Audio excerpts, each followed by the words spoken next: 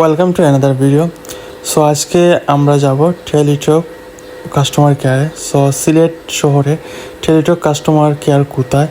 আপনি প্রথমে চুয়াট্টা পয়েন্টে আসবেন। চুয়াট্টা পয়েন্টে আসার পর মিরবক্সটুল্লা রোডে যাবেন, অর্থাৎ এই রোডে কিন্তু আপনার 2-1 মিনিট হাঁটলেই কিন্তু RN টাওয়ার পেয়ে যাবেন। সো এই বিল্ডিংয়ে কিন্তু আপনার টেলিটক কাস্টমার কেয়ার রয়েছে। সো যারা জানেন না তারা গুগল ম্যাপ করে আসতে পারবেন।